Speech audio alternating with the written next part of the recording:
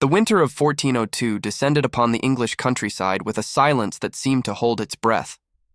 Snow fell in delicate curtains over Ashworth Castle, draping the ancient stone walls in white, and the world beyond the frosted windows appeared as a painting left unfinished by a melancholy hand. Inside the castle's vast kitchens, where the heat of roaring fires battled the cold that seeped through every crack, a young woman moved with the quiet efficiency of one who had learned long ago that invisibility was both armor and prison. Her name was Amara. She was 22 years old, born to a Moorish merchant who had traveled to England on the silk routes and an English seamstress who had defied her family to marry him. Her skin was the color of warm earth after autumn rain, her eyes dark as the space between stars, and her hair fell in thick coils that she kept bound beneath a simple linen cap. In a kingdom where her appearance marked her as perpetually foreign, she had learned to speak softly, work diligently, and expect nothing beyond the wages that kept her alive. Amara had served in Ashworth Castle for 3 years now, ever since the fever had taken both her parents within a fortnight of each other, leaving her with nothing but grief and the desperate need to survive. The castle belonged to the Duke of Ashworth, Lord Edmund Blackwood, though he was rarely in residence. It was his mother, the Dowager Duchess Helena, who ruled these halls with an iron will wrapped in silk and perfume, and it was she who had made Amara's existence a particular study in cruelty. On this morning, as Amara scrubbed the great copper pots that hung above the kitchen hearth, she did not yet know that her life was about to change in ways she could never have imagined. She did not know that fate, that capricious architect of human destiny, had already begun to draw the threads that would either destroy her or set her free. The kitchen was alive with the controlled chaos of preparation. The winter ball was 3 days hence, an annual tradition that drew nobility from across the realm to Ashworth Castle. Servants hurried past with linens and silverware, cooks shouted orders over the din of chopping and stirring, and everywhere there was the particular tension that preceded great events in great houses. Amara kept her head down and her hands busy. She had learned that attention from the Dowager Duchess was never a blessing. It was nearly midday when the summons came. A footman appeared at the kitchen entrance, his livery immaculate, his expression carefully blank. His eyes found Amara among the servants, and something flickered across his face, something that might have been pity. "You?" he said, his voice carrying across the noise. "The Dowager Duchess requires your presence in the solar, immediately." The kitchen fell silent. Every servant knew what a summons to the solar meant. It was where the Duchess conducted her private business, where she dispensed judgment and punishment with equal pleasure. Amara felt the familiar cold spread through her chest, but she dried her hands on her apron and nodded. "Of course," she said quietly. The walk from the kitchens to the solar required crossing the great hall, climbing the main staircase, and traversing a corridor lined with portraits of Blackwood ancestors whose painted eyes seemed to follow her with ancestral disapproval. Amara kept her gaze forward, her steps measured, her breathing controlled. Whatever awaited her, she would face it with dignity. It was the only thing they could not take from her. The solar was warm with firelight when she entered, the flames casting dancing shadows across tapestries depicting hunting scenes and biblical stories. The Dowager Duchess Helena sat in a high-backed chair near the window, her silver hair perfectly arranged beneath a jeweled headdress, her gown of deep burgundy velvet pooling around her like spilled wine. She was 60 years old and beautiful still, in the way that winter is beautiful, all sharp edges and cold magnificence. She was not alone. Seated around her, arranged like courtiers before a queen, were 4 other noblewomen. Amara recognized Lady Marjorie Ashton, whose husband controlled the northern trade routes, and Lady Catherine de Vere, whose family had served 3 kings. The other 2 were strangers, but their clothing and bearing spoke of wealth and influence. They were all looking at Amara. They were all smiling. "Ah!" the Dowager Duchess said, her voice like honey poured over broken glass. "There she is, our little exotic flower." Amara curtsied deeply, keeping her eyes lowered. "Your Grace sent for me." "Indeed I did." The Duchess gestured languidly with one ringed hand. "Come closer, girl. Let my friend see you properly." Amara approached, stopping at the appropriate distance, close enough to be examined, but far enough to maintain the illusion of respect.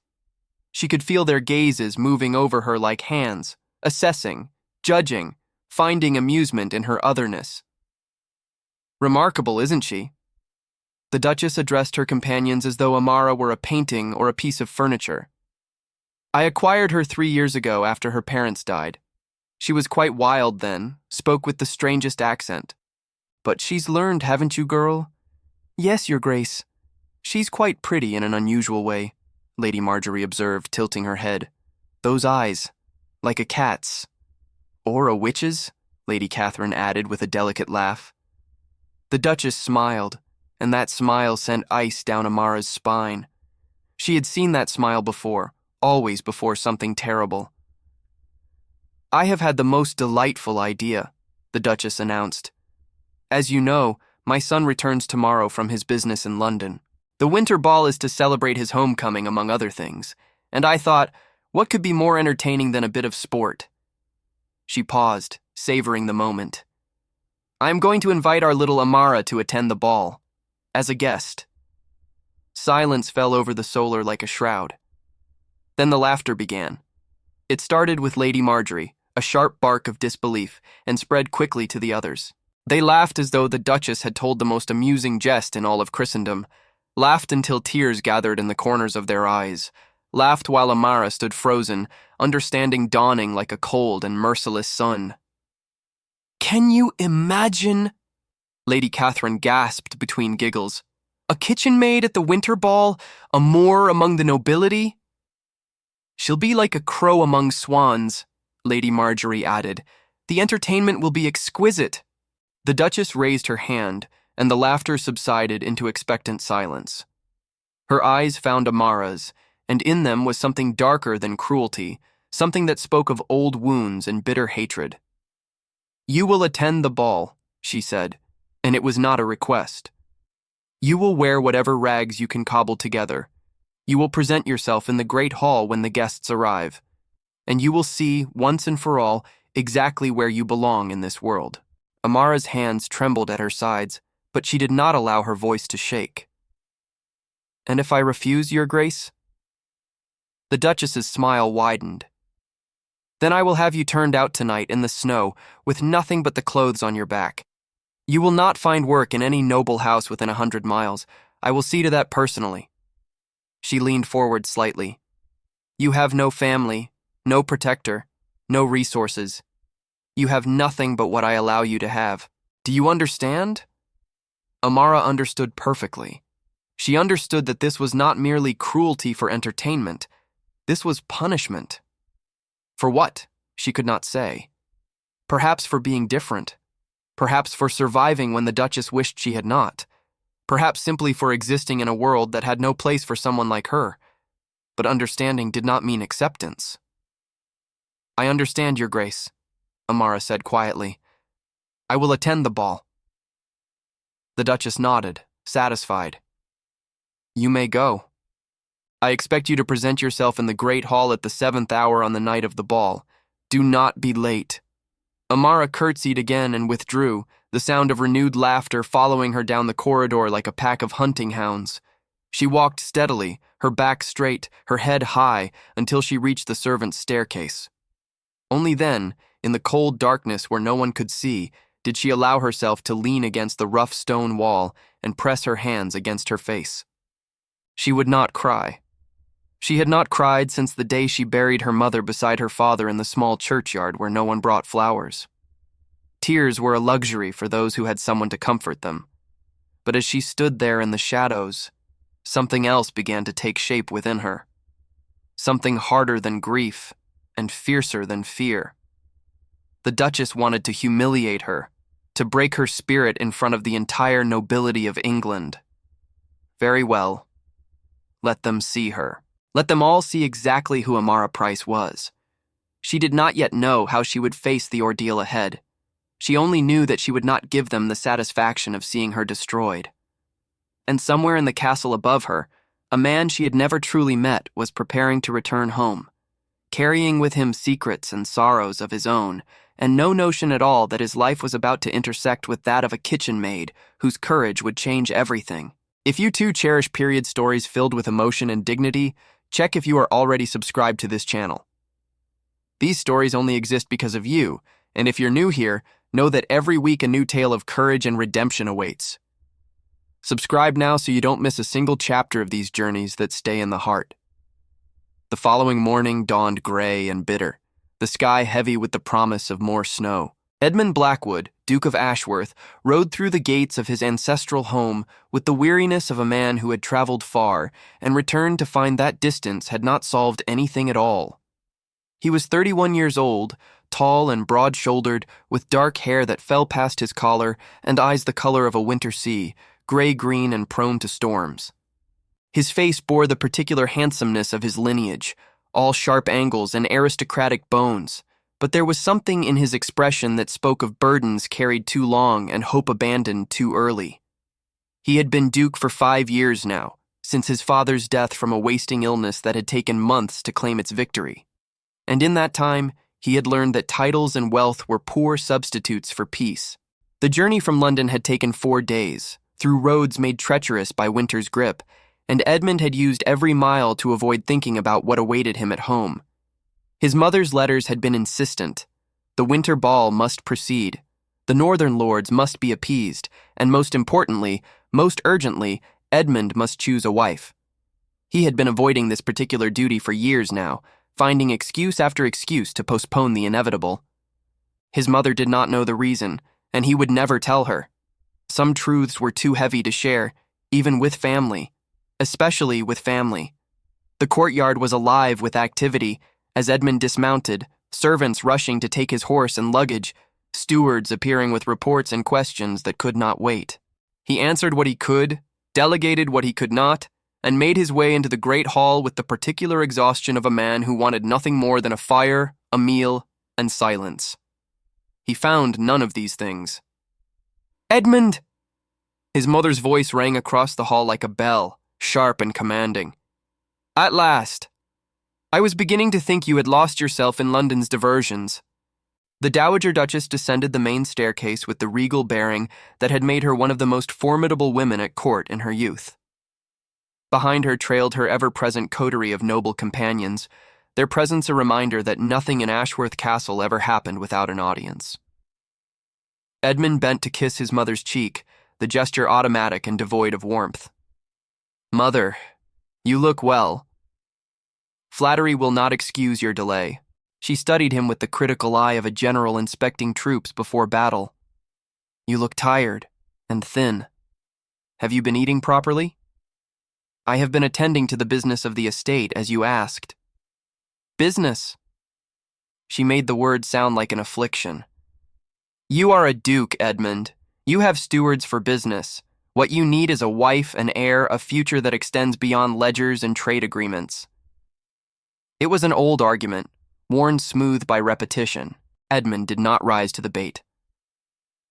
"Perhaps we could discuss this after I've had a chance to rest from my journey." "We will discuss it at dinner." The Duchess's tone brooked no disagreement. "I have invited several eligible young ladies to the ball specifically for your consideration. You will dance with each of them, and you will choose one by the end of the week." Edmund felt the familiar tightening in his chest, the sense of walls closing in. But he had learned long ago that fighting his mother openly was futile. She was like water, always finding a way around any obstacle, wearing down resistance through sheer persistence. "As you wish," he said flatly. He was turning to go when something caught his attention. A movement in the shadowed corridor that led to the servants' quarters, a flash of dark skin and darker eyes. For a moment, his gaze met that of a young woman he did not recognize, a servant by her dress, but something else entirely by her bearing. She looked at him without the usual deference, without the lowered eyes and hunched shoulders that marked those who served. She looked at him as though she were taking his measure and finding him wanting. Then she was gone, disappeared around a corner, and Edmund was left with the strange sensation that something significant had just occurred, though he could not have said what. "Edmund?" His mother's voice pulled him back. "Is something the matter?" "No." He shook his head, dismissing the odd encounter. "Nothing at all." But as he climbed the stairs to his chambers, he found himself glancing back toward the corridor where the woman had stood, a question forming in his mind that he did not yet know how to ask. In the kitchen below, Amara leaned against the wall and pressed her hand against her racing heart. So that was the Duke. She had seen him before, of course, in passing, always at a distance. He had been a figure rather than a person, a symbol of the power that controlled her life without ever acknowledging her existence. But standing there in the corridor, caught in his gaze for that single frozen moment, she had seen something she had not expected. She had seen recognition, not of her specifically, but of something within her. Some quality that had made him pause, made him look at her as though she were more than furniture, more than a servant, more than the exotic curiosity his mother had made her into. For one heartbeat, they had simply been two people seeing each other across the divide of rank and circumstance. It meant nothing, of course. It could mean nothing. But as Amara returned to her duties, scrubbing and cleaning and pretending that her world had not been upended by a cruel invitation and a chance encounter, she found herself thinking about that moment, about those gray-green eyes and the weariness behind them. The Duke of Ashworth was not what she had expected. She was not certain what to make of that. The next 2 days passed in a blur of preparation. The castle transformed itself like a creature awakening from hibernation, every surface polished, every corner illuminated, every detail attended to with the particular intensity that preceded great social occasions. Servants worked through the night, snatching sleep in shifts, and the kitchens became a furnace of activity that never cooled. Amara worked among them, invisible in her industry, and all the while her mind turned over the problem of the ball. She had nothing to wear, of course. The Duchess had made that clear, had designed the humiliation specifically around Amara's poverty. She would be expected to appear in her servant's dress, shabby and plain among the silks and velvets of the nobility. A crow among swans, Lady Marjorie had said. But on the second night, something unexpected happened. Amara was in the laundry, sorting linens that would be used for the ball, when she discovered it. Hidden beneath a pile of old tablecloths, wrapped in paper that was yellow with age, lay a gown. It was not fine by noble standards. The fabric was simple cotton, dyed a deep blue that had faded somewhat with time. The style was dated, at least 20 years out of fashion. But the cut was elegant, the stitching careful, and when Amara held it up to the candlelight, she saw something that made her breath catch in her throat. Embroidered along the hem and sleeves in thread that still held traces of gold and silver were patterns she recognized. Moorish patterns, the geometric designs that her mother had taught her, the same patterns that decorated the prayer rug her father had brought from his homeland, the only possession of theirs she had managed to keep. This gown had been made by someone who knew her people's art. Amara looked around, but the laundry was empty, the hour late. No one had seen her discovery. No one would miss this forgotten garment from the bottom of an old chest. Was it stealing? She turned the question over in her mind. The gown had clearly been abandoned, left to molder among linens that no one wanted. It would never be missed. And yet, she thought of her mother, who had instilled in her an unshakable sense of right and wrong. She thought of her father, who had told her that honor was worth more than gold because it could never be taken away.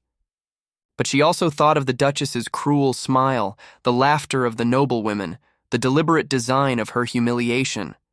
She thought of how the world had taken everything from her and offered nothing in return but the chance to be a spectacle for the amusement of those who would never see her as human. Sometimes her father had also said, "Survival requires compromise." Amara folded the gown carefully and hid it beneath her own clothing. She would wear it to the ball. She would face whatever came with her head held high. And if that was wrong, then she would answer for it when the time came. On the morning of the ball, Edmund found himself unable to rest. He had spent the previous days fulfilling his duties as host, greeting arriving guests with the appropriate courtesy, discussing politics and trade with the northern lords, and enduring his mother's increasingly pointed comments about the eligible young ladies who had been paraded before him like horses at market. Each one was perfectly acceptable. Each one left him feeling nothing at all, Now, with the ball only hours away, he walked the corridors of the castle that had been his home since birth and felt more a stranger within its walls than ever before. His steps took him, almost without conscious direction, toward the portrait gallery. Here, generations of Blackwoods looked down from gilded frames, their painted eyes following him as he passed. His father was here, captured in oils and arrogance, the man who had taught Edmund that duty was everything, and feeling was weakness. His grandfather, who had built the family fortune through methods Edmund preferred not to examine too closely. Great aunts and distant cousins, all of them bound by blood and expectation, all of them dead, and yet somehow still dictating the terms of his existence. He stopped before a smaller portrait, one that most visitors overlooked. It showed a young woman with kind eyes and a gentle smile, her dark hair arranged in the style of 30 years past. His aunt, Lady Elizabeth Blackwood, who had died before Edmund was born. His mother never spoke of her. Edmund had learned through servants' whispers and old letters found in forgotten drawers that Elizabeth had been different from the rest of the family. She had possessed a kind heart and a rebellious spirit, had championed the poor and questioned the practices that kept the powerful in their positions. She had also, according to the whispers, fallen in love with someone unsuitable. A merchant's son, some said. A foreigner, said others. She had died young, of a fever, the official story went. Edmund had always wondered if there was more to it. He was still contemplating her portrait when a sound made him turn. A servant had entered the gallery, clearly not expecting to find him there. She stopped short, and he recognized her immediately. The young woman from the corridor, the one with dark skin and darker eyes, the one who had looked at him without deference. For a long moment they simply looked at each other. "Forgive me, my lord," she said finally, and her voice was low and clear, touched with an accent he could not place. "I did not mean to disturb you." "You haven't." Edmund studied her with frank curiosity. "I don't believe we've been properly introduced, you are?" She hesitated, and he saw something flash across her face. Wariness, perhaps, or calculation. "Amara, my lord. I work in the kitchens." Amara. He tested the name, found it pleasing. That's an unusual name for England. "My father was not from England, my lord." "No, I didn't imagine he was." Edmund tilted his head, regarding her with a directness that seemed to surprise her. "You were looking at this portrait. Do you know who she is?" Another hesitation. "Lady Elizabeth, my lord. Your aunt. You know the family history. One learns things, working in a great house." There was something in her tone that suggested she had learned more than most. Edmund found himself intrigued despite his better judgment. There was a quality to this woman, a stillness that seemed to contain depths he could not fathom. "She died before I was born," he said, turning back to the portrait. "My mother rarely speaks of her, but I've always felt connected to her somehow, as though we might have understood each other." He didn't know why he was telling this to a kitchen maid. Perhaps it was the weariness, or the prospect of the evening ahead, or simply the fact that she was the first person in days who had looked at him as though he were a human being rather than a prize to be won. "Sometimes," Amara said quietly, "the dead understand us better than the living." Edmund turned to look at her again, struck by the observation. "That's a melancholy thought." "Perhaps." She met his gaze steadily. "But melancholy is not the same as false." Before he could respond, footsteps sounded in the corridor. Amara's expression shifted instantly, the mask of servitude falling back into place. She curtsied quickly and moved toward the door. "Wait," Edmund said, and she paused. "Will you be serving at the ball tonight?" Something flickered in her eyes, something he could not read. "I will be present, my lord." And then she was gone, and Edmund was left alone with his ancestors and a feeling he could not name, a sense that something significant had just occurred in this gallery of the dead, though he could not have said what it was. The seventh hour arrived with the inevitability of all dreaded things. Amara stood in the small chamber she shared with 3 other servants, now empty as everyone else had gone to their duties. She had used precious candle to see by while she dressed, and now she regarded herself in the small, spotted mirror that hung on the wall. The gown fit better than she had dared hope. It fell to the floor in graceful folds, the deep blue fabric complementing her skin in ways that the rough gray of her servant's dress never had. She had let her hair free of its binding, allowing it to fall in its natural coils around her shoulders and pinned back the front with a simple wooden comb that had belonged to her mother. She looked, she thought, like her mother's daughter. She looked like someone who belonged somewhere. But she also looked like someone walking into battle, and she supposed that was fitting, because that was exactly what she was about to do. The sound of the ball reached her long before she reached the great hall. Music floated through the corridors, the sound of pipes and strings playing the courtly dances that had been fashionable for decades. Beneath the music came the murmur of voices, hundreds of them, the cream of English nobility gathered in one place to celebrate winter and wealth and their own glorious existence. Amara paused at the entrance to the hall, hidden in the shadows of the corridor, and allowed herself one moment of pure terror. They were all there. Lords and ladies in silks and velvets, jewels glittering at throats and wrists, hair elaborately arranged, faces painted according to the fashion of the day.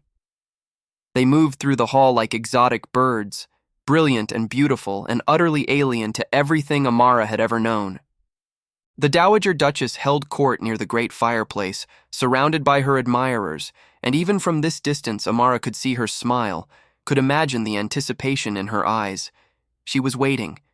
They were all waiting for the entertainment to begin.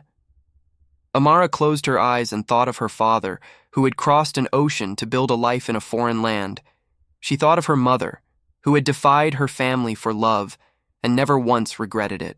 She thought of all the indignities she had endured in the 3 years since their deaths, all the cruelties, both small and large, all the moments when she had wanted to scream or weep or simply disappear. She had survived all of that. She would survive this too. She opened her eyes, straightened her shoulders, and stepped into the light. The effect was immediate and absolute. Conversation died in waves, spreading outward from her entrance like ripples in a pond. Heads turned, eyes widened. The music faltered for a moment before the musicians, well trained in ignoring whatever might be happening among their betters, played determinedly on. Amara walked forward. She did not hurry. She did not lower her gaze. She moved through the parting crowd with the deliberate grace of someone who had every right to be there, and she kept her eyes fixed on the Dowager Duchess, who had gone very still beside the fireplace. The Duchess had expected humiliation. She had expected a servant in rags, head bowed, shoulders hunched, a figure of ridicule for her guests' amusement. She had not expected this. Whispers followed Amara like shadows. She caught fragments as she passed. "Who is she?" "The Moorish girl, the one who works in the kitchens." "But that gown." "Beautiful." "Scandalous." Amara reached the center of the hall and stopped. She curtsied deeply before the Duchess, the gesture perfectly correct, irony disguised as respect. "Your Grace," she said, and her voice carried in the sudden silence. "I have come as you commanded." The Duchess's face was a study in conflicting emotions. Surprise, certainly. Fury, definitely. But also something else, something that might have been fear, though Amara could not imagine why. "So you have." The Duchess's voice was ice. "And where, pray tell, did you acquire that gown?" "It was a gift, Your Grace." Not entirely a lie. Fate had gifted it to her, in its own strange way. "From my mother." A murmur rippled through the crowd. The Duchess's eyes narrowed. "Your mother was a seamstress. She could not have afforded such fabric." "My mother was many things, Your Grace. She was resourceful, and she believed that her daughter should have something beautiful to wear, should the occasion ever arise." It was a challenge, barely veiled. The crowd sensed it, leaning in with the particular hunger of those who scent drama among their betters. The Duchess's companions exchanged glances, suddenly uncertain. This was not how the entertainment was supposed to proceed. The Duchess opened her mouth to respond, but before she could speak, a new voice cut through the tension. "Mother, I don't believe you've introduced me to your guest." Edmund Blackwood emerged from the crowd like a ship breaking through fog. He was dressed in the formal attire of his rank, black velvet embroidered with silver, his dark hair swept back from a face that revealed nothing of his thoughts. His eyes moved from his mother to Amara and back again, and in that gaze was a warning that only the Duchess could read. "Edmund," the Duchess's voice had gone careful. "This is Amara. She works in our kitchens." "I am aware of who she is." Edmund stepped forward, his attention fixed on Amara with an intensity that made her heart race. "We met briefly, in the portrait gallery. I found her observations on family history most illuminating." The Duchess's expression flickered with something that might have been panic. "She is a servant, Edmund. I invited her as a demonstration of our household's diversity." "Indeed," Edmund's tone was flat. "How progressive of you, Mother." He turned to Amara and extended his hand. "Miss Amara, would you do me the honor of a dance?" The hall fell utterly silent. Amara stared at his outstretched hand, understanding blooming like dawn after endless night. She did not know why he was doing this. She could not guess at his motives. But she understood, with a clarity that cut through her shock, that he was offering her something precious. He was offering her a weapon against his own mother. She placed her hand in his. "The honor would be mine, my lord." And as Edmund led her toward the center of the floor, as the musicians hastily began a melody suitable for two, Amara caught sight of the Duchess's face, and what she saw there was not anger or humiliation. It was fear, pure, undisguised fear. And Amara wondered, for the first time, what secret the Duchess was hiding, and what any of it had to do with her. If this moment has touched your heart, I ask you to do something for me. Leave a comment right now saying, "Dignity cannot be taken, only given away." Leave this phrase to show that Amara's courage resonated within you, and so I can know who really understands the soul of these stories. The music wrapped around them like silk, and Edmund drew Amara into the steps of a pavan, the stately dance that allowed for conversation even as it demanded precision. Around them, the guests watched with expressions ranging from scandalized fascination to barely concealed delight. This was the most interesting thing to happen at a winter ball in decades. "You are full of surprises, Miss Amara," Edmund said quietly, his hand warm and steady against hers. "That gown is not what my mother expected. Your mother expected me to be ashamed." Amara kept her voice low, meant for his ears alone. "I decided not to cooperate." A ghost of a smile crossed his face. "I noticed. You have a talent for defiance. My father used to say that the only defeat is the one you accept. A wise man." He was. Amara felt the familiar ache, dulled now by time but never entirely absent. "He died 3 years ago. My mother shortly after." "I'm sorry." And to her surprise, he sounded as though he meant it. "Grief is a weight that never entirely lifts." "You speak as one who knows." Edmund was silent for a moment, guiding her through a turn with practiced grace. "My father died 5 years ago. We were not close, but even complicated grief is grief." Amara studied his face, seeing past the aristocratic mask to the man beneath. There was pain there, carefully hidden, and loneliness, and something else she could not quite name. "Why are you doing this?" she asked. "Dancing with me. It will only anger your mother." "Perhaps I am tired of doing what pleases my mother." "That cannot be the only reason." He looked at her then, truly looked, and what she saw in his eyes made her breath catch. "No," he admitted. "It is not the only reason." The music shifted, drawing them closer, and Amara was acutely aware of his proximity, the warmth of his body, the way his hand pressed against the small of her back. This was madness. He was a duke, and she was a servant. There was no world in which this made sense. And yet... "My mother is afraid of you," Edmund said, so quietly she almost didn't hear. "I saw it in her face when you walked in. She is afraid of something connected to you, and I want to know what it is. I don't understand." "Neither do I, but I intend to find out." He guided her through the final steps of the dance, holding her gaze. "Will you help me?" Amara should have said no. She should have curtsied and returned to the shadows and thanked whatever fortune had allowed her this one moment of dignity. She should have remembered her place and stayed in it. But something had changed in the moment she walked into that hall. Something had broken free inside her, and she found that she could not force it back into its cage. "Yes," she said. "I will help you." The music ended, and they stood together in the center of the floor, a duke and a kitchen maid, the eyes of the entire nobility upon them. Edmund raised her hand to his lips and brushed a kiss across her knuckles, the gesture deliberate and unmistakable. "Until tomorrow, then," he said. "Meet me in the portrait gallery at noon. We have much to discuss."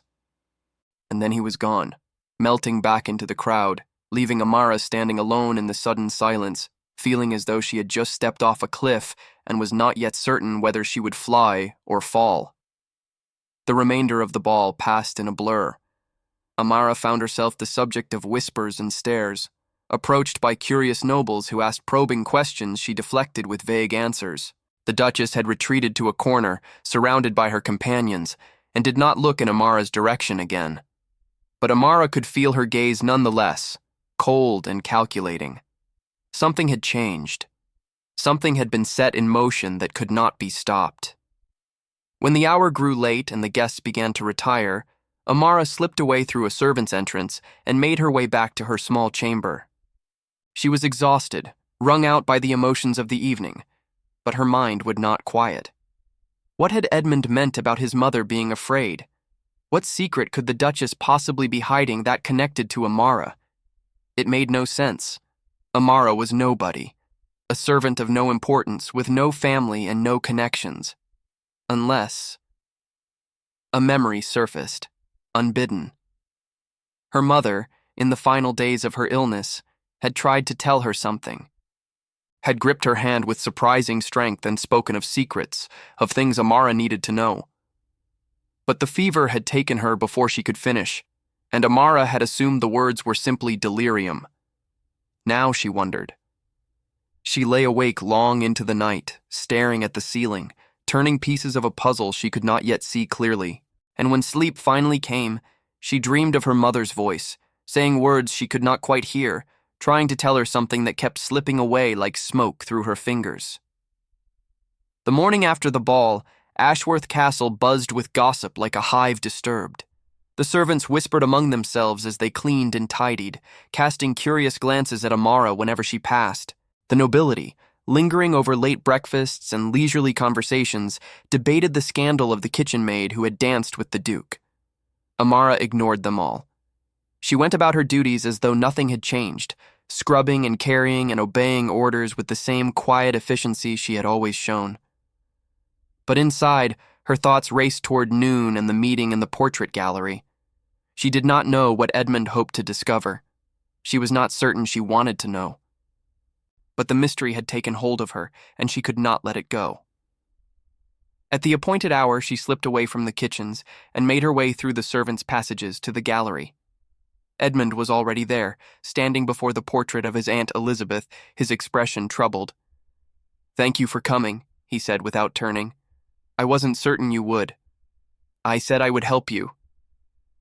Amara moved to stand beside him, her gaze drawn once again to the young woman in the painting. "What have you discovered?" "Nothing yet, but I've been thinking about what I know and what I don't know, and I believe the answers are connected to her." He gestured toward Elizabeth's portrait. "My mother never speaks of her sister. I've always assumed it was grief, but now I wonder if it was something else entirely." "What do you mean?" Edmund turned to face her, and in his eyes she saw a determination that matched her own. "Last night, after the ball, I went to my father's old study. He kept letters there, correspondence from decades past, Most of it was business, but I found something hidden in a false drawer." He reached into his doublet and withdrew a folded piece of parchment, yellowed with age. "This is a letter from my aunt to my father, written shortly before she died." Amara took the letter with trembling hands and unfolded it carefully. The handwriting was elegant but hurried, the ink faded but still legible. "Dearest brother," she read aloud, her voice barely above a whisper, "I write to you in desperate hope that you will read this letter and not destroy it as Helena has destroyed all my others. I have committed no crime but that of loving where I was forbidden, and for this Helena has decreed that I must be punished. She intends to send me away, to a place from which I will not return, and I fear what will become of me. But more than myself, I fear for my child, the daughter Helena does not know exists. I have hidden her with my beloved's family, where she will be safe from Helena's hatred. I beg you, if I do not survive what is to come, find her, protect her. She is innocent of any wrong. Her name is—" The letter ended there, torn off mid-sentence. Amara looked up at Edmund, her heart pounding. She had a daughter, a secret daughter. Yes. Edmund's voice was tight. And someone tore away the name, someone who did not want it known. "Your mother. That is my suspicion." He took the letter back, handling it as though it were made of glass. "My mother hated her sister. I've pieced that much together from servants who remember those days. Elizabeth was everything Helena was not, kind and gentle and beloved by all. And Elizabeth fell in love with someone Helena considered unsuitable. A foreigner," Amara said slowly. "The whispers said she loved a foreigner. Yes, a merchant's son, from a family that traded with the Moors." Edmund's eyes met hers, and in them was the beginning of understanding. "A family from the Silk Routes, from your father's homeland." The room seemed to tilt around Amara. She reached for the wall to steady herself, her mind reeling with implications she was not yet ready to accept. "You think—" She could not finish the sentence. "I think there is a reason my mother invited you to that ball," Edmund said quietly. "I think she recognized something in you that she has spent 30 years trying to forget, and I think we need to find out the truth, whatever it may be." Amara closed her eyes, and behind her lids she saw her mother's face, heard her fever-weakened voice trying to tell her something important, something that had been buried with her in that churchyard where no one brought flowers. "My mother," Amara said, and her voice sounded strange to her own ears, "told me once that she had a secret. Something about my father's family, something she had promised to keep hidden. She tried to tell me before she died, but—" She swallowed hard. But there was no time. Edmund reached out and took her hand, the gesture gentle and grounding. "Then we will find out for ourselves. Together." Amara looked at their joined hands, his pale and noble, hers dark and work-worn, and thought about the impossible bridge that seemed to be forming between them. "Why?" she asked. "Why do you care about any of this? Even if Elizabeth was somehow connected to my family, what does it matter to you?" Edmund was silent for a long moment, his thumb tracing absent patterns on her skin. "Because," he said finally, "I have spent my entire life living according to my mother's expectations. I have done my duty, ignored my conscience, and become someone I do not recognize when I look in the mirror. And I am tired of it. Tired of the lies and the cruelty and the pretense that any of it means anything at all." He looked at her then, truly looked, and what she saw in his eyes was not pity or condescension. It was recognition. "You walked into that hall last night and you faced them all down," he said. "You refused to be humiliated, refused to accept the role my mother had assigned to you. And in that moment, I saw something I had forgotten existed." "What?" "Courage," he said simply. "The courage to be yourself no matter the cost. And I realized that I want to be someone capable of that kind of courage. I want to be someone worthy of knowing someone like you." Amara did not know what to say. Words seemed inadequate to the moment, too small to contain everything she was feeling. So she simply held his hand and let the silence speak for her, and somewhere in the castle below them, The Dowager Duchess sat in her solar and stared into the fire and wondered if the secret she had kept for 30 years was finally about to destroy her. The investigation that followed was careful and quiet. Edmund could not risk alerting his mother to their suspicions, so they worked in stolen moments, meeting in the portrait gallery or the library or the garden maze where no one would think to look for a duke and a kitchen maid together. They found allies in unexpected places. The castle's elderly housekeeper, Margaret, had served the family for 50 years and remembered Lady Elizabeth well. She wept when Edmund showed her the letter and told them stories of a young woman full of light and love who had made the mistake of giving her heart to someone her sister considered beneath her. His name was Thomas, Margaret said, her voice thick with memory. Thomas Okonkwo. His father was a merchant from the Moorish lands, came to England on the silk routes and married an English girl, just like Elizabeth wanted to do. They were so happy together, those few months before Helena found out. What happened? Amara asked, though she was beginning to suspect she already knew. Helena told their father. The old Duke was a hard man, cared more for appearances than anything else. He forbade the match, threatened to disinherit Elizabeth if she persisted. But Elizabeth was stubborn and she was in love and she refused to give Thomas up. Margaret shook her head, old grief surfacing in her eyes. Helena was jealous, you see. She had always been jealous of Elizabeth, who was prettier and kinder and everyone's favorite, so she made sure to tell the old Duke that Elizabeth was already with child, that it was too late to preserve her honor. And then? Then everything fell apart. Thomas was sent away, his family with him. Elizabeth was confined to her chambers, forbidden to see anyone. And 3 months later, we were told she had died of a fever. Margaret's voice broke. But I never believed it. I was there when they took her away in the night, and she was not sick. She was afraid. Amara's hands were shaking. And her child? Gone. Margaret spread her hands helplessly. No one knew where. Helena made sure of that. She erased every trace of that baby, as though it had never existed. That night, Amara dreamed again of her mother, but this time the words were clear. You are Elizabeth's granddaughter, her mother's voice said in the dream. Your grandmother was a lady, and she loved your grandfather more than life itself. Helena took everything from them, but she could not take you. You are proof that love survives, even when the world tries to destroy it. Amara woke with tears on her face and the absolute certainty that she finally knew the truth. She was not just a servant. She was the granddaughter of Lady Elizabeth Blackwood. She had noble blood in her veins, mixed with the blood of merchants and seamstresses and all the ordinary people who had made her who she was. She was the secret Helena had been trying to bury for 30 years.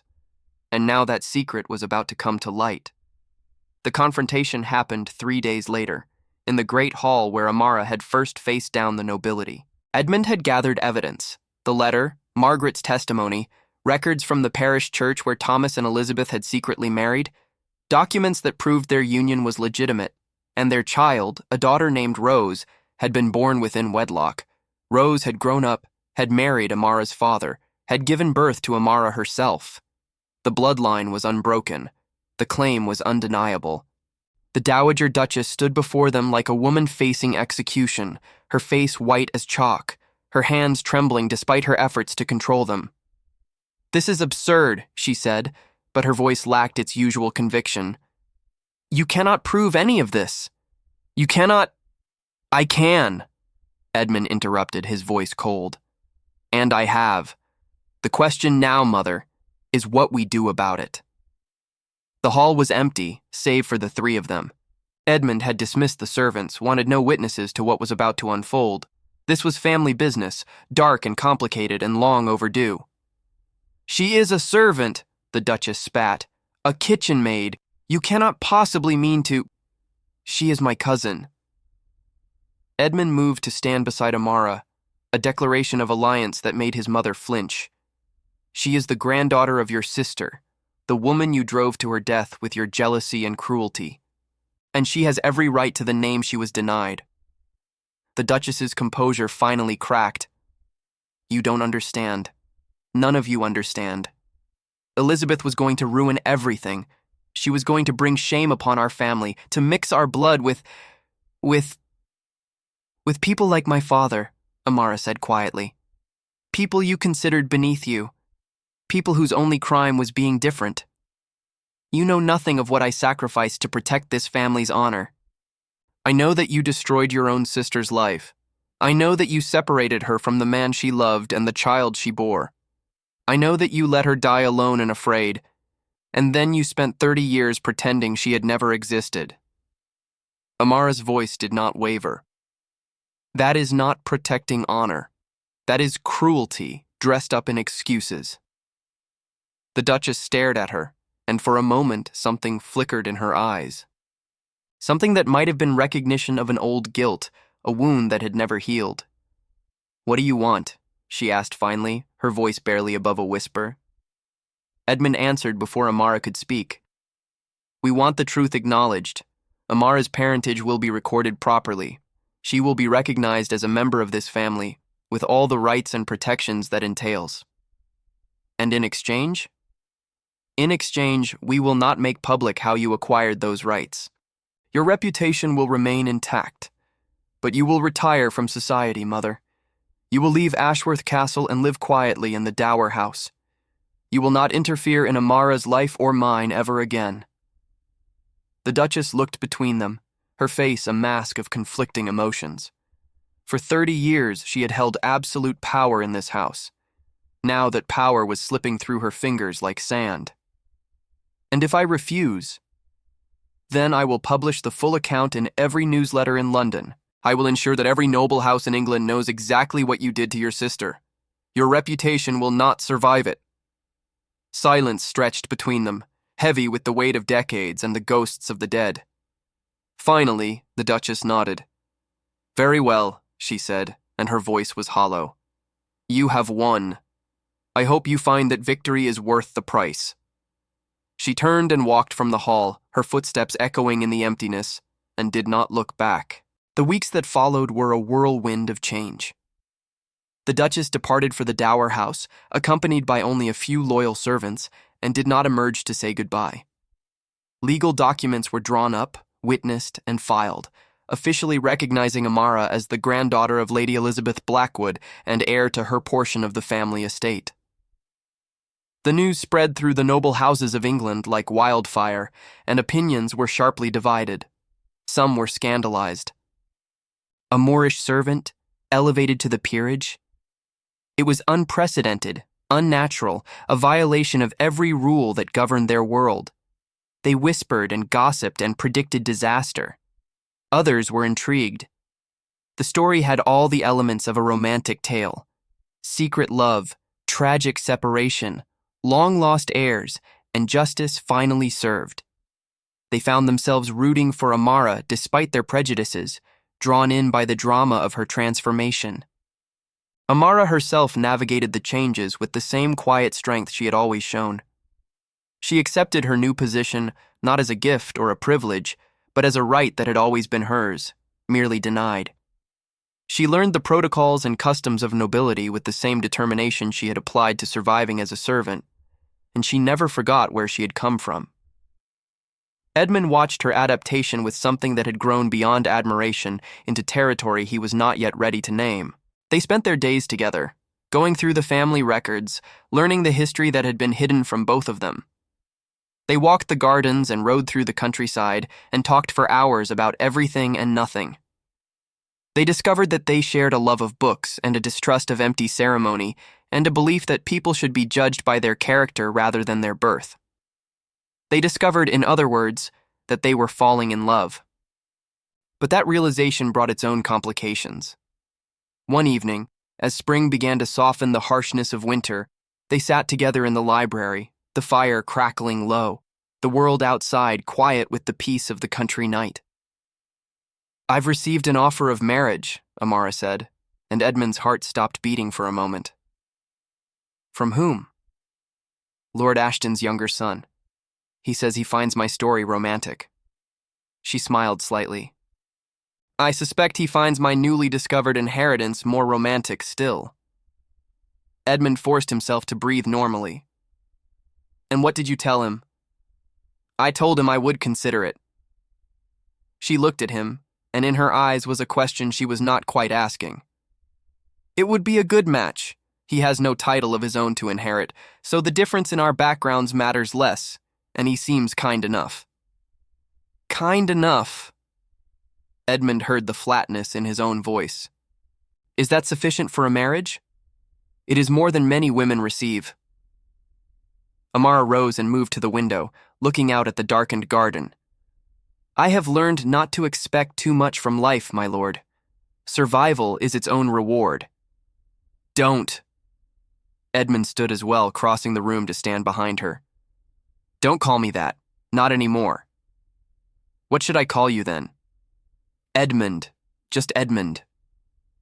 He placed his hands on her shoulders, felt her stiffen slightly, and then relax into his touch. And don't talk about survival as though it were enough. You deserve more than that. You deserve everything. Amara turned to face him, and they were close now, closer than propriety allowed, closer than they had ever been. What do I deserve? She asked softly. Love, he said.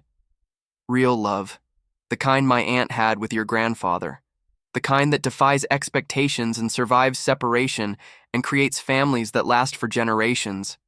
The kind... He stopped, unable to finish the sentence. The kind that you're feeling now? She completed for him. The silence between them was electric, charged with possibility and fear and hope. Yes, Edmund admitted. The kind I'm feeling now. The kind I've been feeling since the night of the ball, when you walked into that hall and faced down everyone who wanted to see you destroyed. The kind that has grown every day since, until I cannot imagine my life without you in it. Amara reached up and touched his face, her fingers tracing the line of his jaw. We would face opposition, scandal. Many would say you had thrown yourself away on a servant. Let them say what they like. I am done living according to other people's expectations. He covered her hand with his own. I love you, Amara. Not because of who your grandmother was or what blood runs in your veins. I love you because of who you are. Your courage, your dignity, your refusal to be broken by anything the world throws at you. I love you because when I am with you, I become someone I can respect. There were tears in her eyes now, but she was smiling. I never expected this, she whispered. I never dared to hope. Then hope now. Dare everything. Marry me, Amara. Not because it makes sense, or because it will improve your situation, or because society approves. Marry me because you love me. Because we deserve this chance. Because after everything our families have suffered, we owe it to them to choose love. Amara looked at him for a long moment, and in her eyes he saw the answer before she spoke it. Yes, she said. Yes, I will marry you. Yes, to all of it. And when Edmund kissed her, there in the library where his ancestors watched from their gilded frames, it felt like the sealing of a promise, not just to each other, but to all those who had come before them, whose love had been denied and whose lives had been cut short. This time, love would win. The wedding of Edmund Blackwood, Duke of Ashworth, to Lady Amara Price took place on a brilliant June morning, when the gardens of Ashworth Castle were ablaze with roses and the air was sweet with the promise of summer. It was the most talked-about event of the season. Some guests came out of genuine affection for the couple. Margaret the housekeeper was there, weeping happy tears in the front pew. The servants who had worked alongside Amara were there, dressed in their finest, proud to see one of their own elevated so dramatically. Friends Edmund had made during his years in London were there, curious and supportive and eager to meet the woman who had captured the famously unattainable Duke's heart. Others came out of curiosity or obligation or the simple desire to witness history. Noble families who had whispered behind their fans about the scandal were there, forced by social expectation to attend. Gossips and journalists were there, ready to report every detail to those who had not been invited. Even those who disapproved could not resist the spectacle. The Dowager Duchess was not there. She had sent a brief note declining the invitation, and neither Edmund nor Amara had tried to change her mind. Some bridges were too broken to repair. But there were other presences in the chapel that day. Edmund had commissioned a portrait painter to create a small memorial showing Lady Elizabeth and Thomas Okonkwo together as they had never been painted in life. It hung near the altar, where Amara could see it as she walked down the aisle, a reminder of where love could lead, even when the world tried to prevent it. And in Amara's hand, tucked between the flowers of her bouquet, was the wooden comb that had belonged to her mother, something borrowed from the past, carrying forward into the future. The ceremony itself was simple and sincere. They spoke their vows clearly, looking into each other's eyes, meaning every word. When the bishop pronounced them married, a cheer went up from the servants' section that was perhaps not entirely appropriate for a church, but was certainly heartfelt. And when Edmund kissed his bride, there in the same chapel where his ancestors had married and worshipped and been laid to rest, he felt something shift in the universe. Some old wrong being righted, some ancient pattern being rewoven into something new and strong and beautiful. The months that followed were filled with discovery and adjustment. Amara learned the duties of a duchess, the endless social obligations and administrative responsibilities that came with her new title. She found aspects of it tedious and others surprisingly enjoyable. She particularly loved the power to do good, to use the family's resources to help those who had none. Schools were opened on the estate. Workers were treated fairly and paid properly. The poor of the surrounding villages found a champion in the new Duchess of Ashworth. Edmund, freed from his mother's constant pressure, discovered that he was capable of happiness. He laughed more easily. He engaged with the management of the estate with genuine interest rather than weary obligation. And every evening, when the duties of the day were complete, he found his way to wherever Amara was, simply to be near her. They built a life together, day by day, choice by choice. Not perfect, certainly. They argued sometimes, misunderstood each other, struggled with the differences in their backgrounds and experiences. But they always came back to the foundation of their love, to the respect and admiration that had grown between them. When autumn came, bringing with it the harvest and the preparations for winter, Amara told Edmund that she was with child. He wept when he heard the news, tears of joy and fear and hope all mingled together. He held her as though she were something infinitely precious, and she laughed and cried and reminded him that she was not made of glass. "Our child will be born into a different world than the one we knew," she said, her hand resting on her still flat belly. "They will have both our histories, both our peoples, flowing in their blood. They will be something new." "They will be loved," Edmund said. "That is what matters. They will be loved, completely and unconditionally, no matter what color their skin or what circumstances their birth."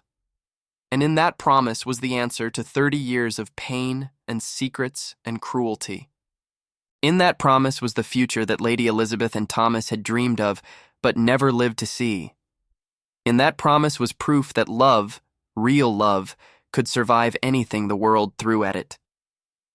The christening of Lord Thomas Edmund Blackwood, heir to the Duchy of Ashworth, took place on a spring morning so beautiful it seemed ordained by heaven itself.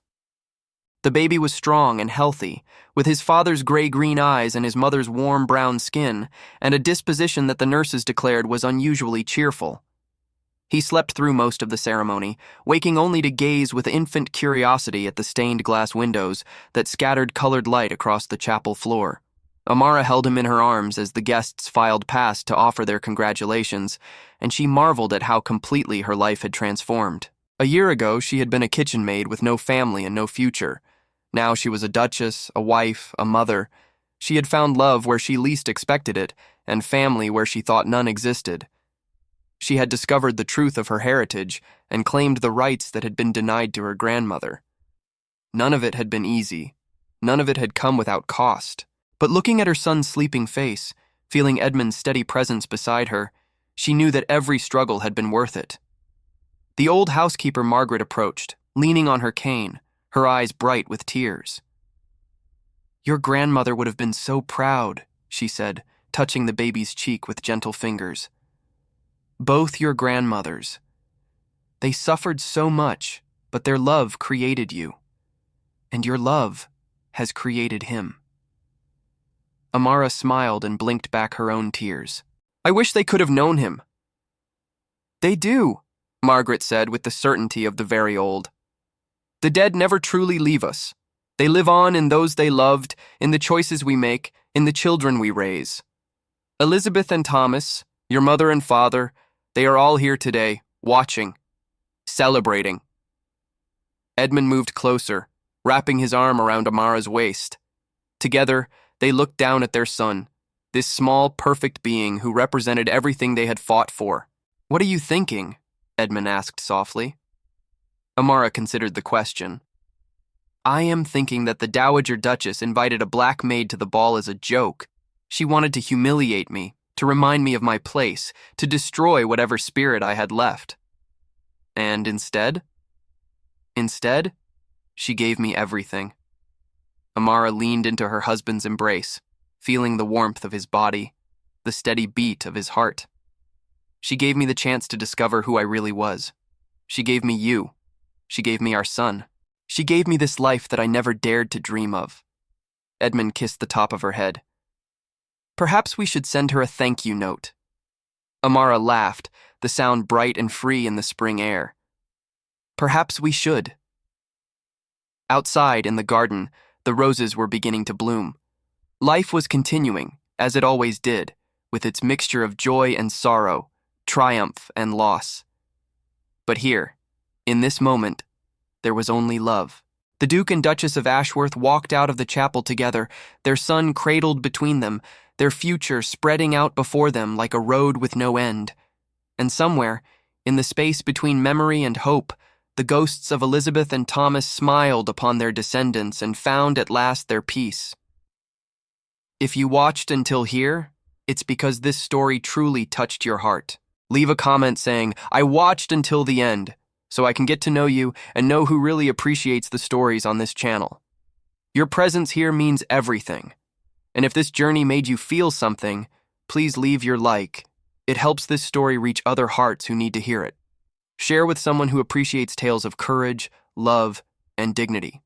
And if you haven't subscribed yet, subscribe now and activate the notification bell so you never miss a new story.